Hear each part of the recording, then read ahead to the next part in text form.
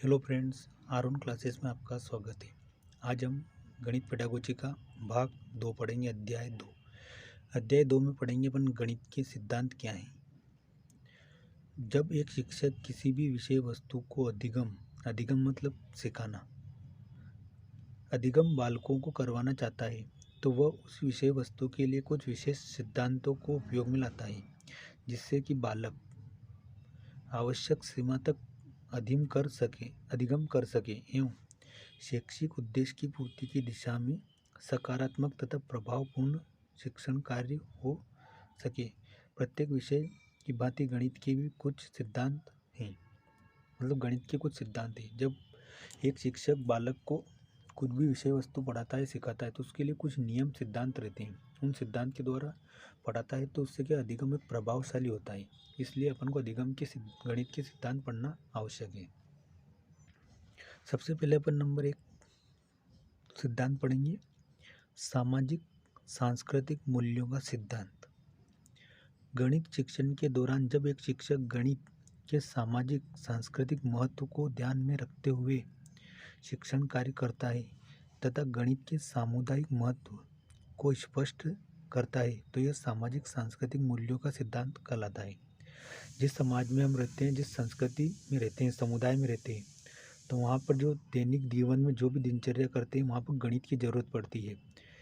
जैसे अपन अपने मुंडन संस्कार की स्थिति को करते हैं, अपना शादी ब्याह करते हैं, तो उसमें भी एक गणित की तारीख रहती है। तो वो सब क्या है, सामाजिक सांस्कृतिक मूल्य है, उनका सिद्धांत है। मनोवैज्ञानिक सिद्धांत, किसी भी विषय के शिक्षण के समय बालक को केंद्र में बनाते हुए या केंद्र में रखते हुए सकारात्मक व्यवहार पैदा किया जाता है, तो वह उस विषय के लिए मनोवैज्ञानिक दृष्टिकोण पैदा करता है। तो मनोवैज्ञानिक सिद्धांत क्या है कि इसमें बालक केंद्र में रखा जाता है, बालक ही सब कुछ क्रिया करेगा।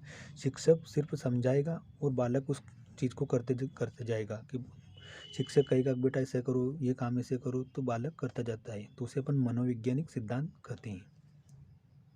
परीक्षा में इस प्रकार से क्वेश्चन आएगा कि एक शिक्षक बच्चों को कार्य करा रहा है और बच्चों को केंद्र में रखकर पढ़ा रहा है, तो ये कौन सा सिद्धांत है? तो मनोवैज्ञानिक सिद्धांत है।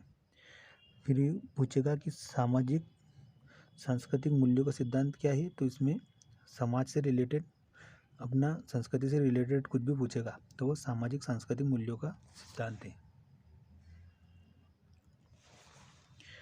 सिद्धांत नंबर 3, क्रियाशीलता का सिद्धांत। तो गणित शिक्षण के दौरान यदि शिक्षक के साथ साथ बालक भी क्रियाशील रहता है तो वह अधिक से अधिक सीखता है तथा उसमें लर्निंग बाय डूइंग का व्यवहार पैदा हो जाने से अधिगम की मात्रा अधिक और स्थायी हो जाती है। क्रियाशीलता का सिद्धांत क्या है? जैसे कि एक शिक्षक एक सवाल पढ़ाता है कि एक खेत है जिसकी लंबाई 20 मीटर और चौड़ाई 40 मीटर, तो इसका क्षेत्रफल ज्ञात कीजिए। तो सबसे पहले बोर्ड पे सवाल कराते समय शिक्षक क्या करता है कि बच्चों से पूछता है कि बच्चों बताओ इसमें लंबाई क्या है, तो बच्चे बताते हैं 20 मीटर। बच्चों चौड़ाई क्या है, तो 40 मीटर। बच्चों अब क्या करेंगे, तो इसमें कौन सा सूत्र लगेगा, तो बच्चे बोलेंगे सर लंबाई गुणित चौड़ाई क्षेत्रफल का सूत्र लगेगा।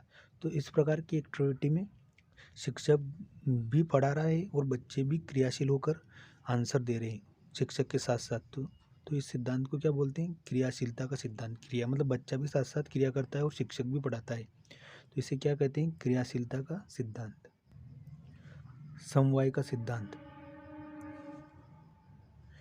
जब अलग अलग प्रकार की विषय वस्तु या विषय की प्रकृति या विषय वस्तु को सम्मिलित करते हुए शिक्षण का प्रयास किया जाता है, जिसे गणित में अंकगणित, रेखागणित, बीजगणित, त्रिकोणमिति जैसे विभिन्नता को समाहित करके शिक्षण कार्य करना पड़ता है। समवाय का सिद्धांत ये कहता है कि किसी भी विषय वस्तु को समरूप सबको मिलाकर पढ़ो। जैसे गणित विषय में गणित ही नहीं है, उसमें रेखागणित है, अंकगणित है, बीजगणित पढ़ते हैं, त्रिकोणमिति करते हैं, क्षेत्रफल करते हैं, ज्यामिति करते हैं, तो इन सब विषय को मिलाकर पढ़ते हैं, तो इसे समवाय का सिद्धांत। समवाय का मूल अर्थ क्या है? सब चीज़ों को मिलाकर। तो ऐसा प्रश्न पूछता है कि गणित है और उसमें त्रिकोणमिति, ज्योमेट्री और रेखागणित सब विषय आते हैं और इनको मिलाकर बच्चों को शिक्षक पढ़ाता है, तो इस सिद्धांत को क्या कहते हैं? तो समवाय का सिद्धांत, समवाय मतलब सभी विषयों को मिलाकर पढ़ते हैं।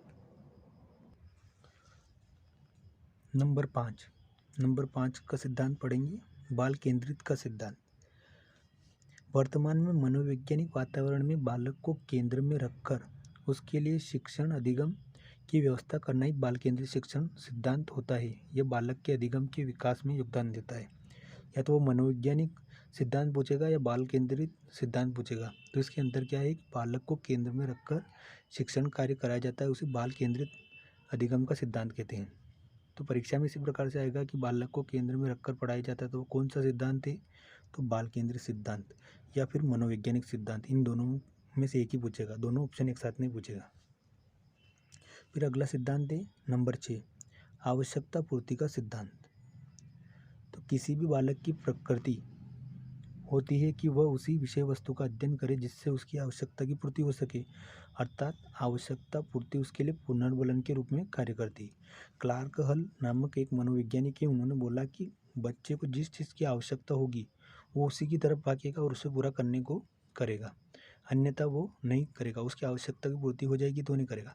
आपने कहीं आप शादी पार्टी में गए और आपने अच्छे से घर से अच्छे से खाना खा लिया, तो फिर आप शादी पार्टी में जाओगे तो आपको खाना खाने की इच्छा नहीं होगी, चाहे वहाँ पर कितने भी पकवान क्यों न बने हो, क्योंकि आपकी आवश्यकता की पूर्ति हो गई। आपने घर पे पहले से भोजन कर लिया और आप अचानक से शादी में गए, तो आप वहाँ खाना बिल्कुल जैसा भूखे पेट खाओगे वैसा नहीं खा पाओगे, तो आपकी आवश्यकता की पहले से पूर्ति हो चुकी है, इसलिए इसे आवश्यकता पूर्ति का सिद्धांत कहते हैं। सिद्धांत नंबर 7, सृजनात्मकता का सिद्धांत। जब बालक के समक्ष कोई नवीन व्यवहार या समस्या पैदा की जाती है तो बालक स्वयं करते हुए उसका समाधान का न सिर्फ प्रयास करता बल्कि वह नव सृजन भी करना सीख जाता है। इसे सृजनता का सिद्धांत कहते हैं। जैसे कि अपन बाजार से छोटे बच्चों को अपन खिलौना ला के देते हैं, तो नया खिलौना ला के देते हैं तो कुछ दिनों के बाद क्या करता है, बालक के उसको खोल कर देखने लगता है कि इसमें क्या है, ये कैसा बना है, कैसे जुड़ा है, तो वो खोल के और फिर से जोड़ेगा, मतलब कुछ नया करने की सोचेगा। तो इसे अपन सृजनात्मकता का सिद्धांत कहते हैं। सृजनात्मकता मतलब कुछ नवीन कार्य करना, कुछ अलग से करना, किसी भी समस्या को समाधान करते करते हुए कुछ नया कार्य करना ही, नया चीज़ का निर्माण करना ही सृजनात्मकता का सिद्धांत है। अगला सिद्धांत है 8 नंबर का, उपयोगिता का सिद्धांत। किसी भी विषय वस्तु को सीखने से पूर्व एक व्यक्ति उसके अपने जीवन में क्या उपयोगिता है पर विचार करता है। इस प्रकार से एक बालक भी उसके बारे में यह सोचता है कि उसकी क्या उपयोगिता है। इसलिए गणित का दैनिक व्यवहार स्पष्ट करते हुए शिक्षण कार्य करना। उपयोगिता का सिद्धांत यह कहता है, जैसे कि अपन ने डीएड करी या बीएड करी, तो डीएड बीएड करने से पहले अपन ने सोचा कि अगर डीएड बीएड करेंगे तो क्या फ़ायदा होगा, कि डीएड करेंगे तो अपन कक्षा 1 से 5 तक पढ़ा सकते हैं और अपन को सरकारी नौकरी मिल सकती है। अगर ये हमारे डीएड बीएड अगर ये अपने उपयोग में नहीं आती, इससे अपन को नौकरी नहीं मिलती, तो अपन क्यों करते डीएड बीएड। तो इसलिए उपयोगिता का सिद्धांत, अपन किसी भी विषय वस्तु को सीखने से पूर्व ये ध्यान रखते हैं कि वो अपने लिए उपयोगी है या नहीं। उपयोगी होगी तो अपन उसको करेंगे, उपयोगी नहीं होगी तो उसको नहीं करेंगे। तो इसे क्या कहते हैं, उपयोगिता का सिद्धांत। सिद्धांत नंबर 9, व्यापकता का सिद्धांत। मानव जीवन में यदि गणित के महत्व के प्रत्येक पहलू पर गौर किया जाए तो यह जीवन पर्यंत साथ रहने वाला विषय है। इसको ध्यान में रखते हुए शिक्षण कार्य कराना चाहिए। गणित बहुत बड़ा व्यापकता का मतलब कि हर प्रत्येक क्षेत्र में गणित का उपयोग होता है, पर्टिकुलर एक क्षेत्र में नहीं होता है। गणित हर जगह व्यापक है, चाहे संसार के किसी भी जगह चले जाओ। 2 + 2 4 यहाँ पे भी जोड़ेंगे, चीन में जाओगे तो भी 2 + 2 का मतलब 4 होगा। यहाँ पर अपन पैसे का उपयोग हर कार्य में करते हैं तो वहाँ पे भी करते हैं। तो गणित व्यापक है, ऐसा नहीं है कि ये अपने भारत देश में उपयोग में आ रही है, सब जगह उपयोग में आ रही है। इसलिए गणित कैसा विषय है, गणित का संबंध अन्य विषयों से भी है, भूगोल में है, विज्ञान में है, सामाजिक विज्ञान में है, प्रत्येक क्षेत्र में व्यापक तौर पे, इसलिए इसे व्यापकता का सिद्धांत कहते हैं। अगला सिद्धांत क्या है, प्रेरणा का सिद्धांत 10वें नंबर पे। शिक्षण अधिगम प्रक्रिया में प्रेरणा का विशेष महत्व है। एक व्यक्ति जितना अधिक प्रेरित होगा उसके अधिगम की अधिकता उतनी ही होगी। अधिगम मतलब सीखने की अधिकता उतनी अधिक होगी। स्किनर ये परिभाषा आएगी। स्किनर क्या है? स्किनर ने क्या बोला? अभिप्रेरणा अधिगम का सर्वोच्च राजमार्ग है। इसका मतलब प्रेरणा का क्या है कि जैसे कि अपन पहले तैयारी कर रहे थे वर्ग 3 की, तो जब एग्ज़ाम डेट में कुछ भी नहीं आई तो अपन ऐसे ही पढ़ रहे थे। जैसे कि आपकी एग्ज़ाम डेट नहीं आई वर्ग 3 की, तो आप पढ़ नहीं रहे थे, थोड़ा बहुत देख लेते हैं कि वाह चलो एग्ज़ाम होगी नहीं, और अचानक से अब फिर से फॉर्म भरना चालू हो गई और 5 मार्च से एग्ज़ाम चालू हो गई, तो आप मोटिव हो गए अचानक से और आप पढ़ने बैठ गए। आप आपको मतलब अंदर से जोश आ गया, पढ़ने के लिए आप प्रेरित हो गए और आप पढ़ने लगे, तो इसे प्रेरणा का सिद्धांत कहते हैं। प्रेरणा का मतलब अपन अंदर से जागरूक होते हैं, पढ़ने के लिए अपने इच्छा जागृत हो जाती है और अपन पढ़ने के लिए अधिक प्रयास करते हैं, इसलिए इसे प्रेरणा का सिद्धांत कहते हैं। अगला सिद्धांत है 11वां नंबर का, आवृत्ति का सिद्धांत। आवृत्ति मतलब क्या? बार बार किसी चीज़ का रिपीटिशन।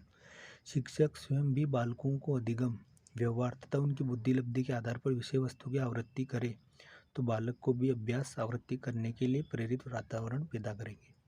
आवृत्ति का मतलब है कि बार बार उसको रिपीट करना, बार बार अभ्यास करना। जैसे बुद्धिमान बालक होते हैं तो वो 1 बार 2 बार 3 बार में सीख जाते हैं, लेकिन जो मंद बुद्धि के बालक होते हैं उनको बार बार अभ्यास करना पड़ता है, बार बार अभ्यास करना पड़ता है। जैसे अपन हिंदी के उत्तर हैं, उनको याद करने के लिए अपन 1 बार 2 बार पढ़ते हैं, अपन को हिंदी के उत्तर याद हो जाते हैं, लेकिन वही उत्तर अगर अपन इंग्लिश में याद करना पड़े तो अपन को बहुत अभ्यास करना पड़ता है, 10 बार 15 बार 20 बार। विषय वस्तु चयन का सिद्धांत। शिक्षक कार्य करने से पूर्व जब एक शिक्षक ये बात निश्चित करता है कि उसे क्या, कितना, क्यों, कैसे पढ़ाना है, यह विषय वस्तु का चयन का सिद्धांत कहलाता है।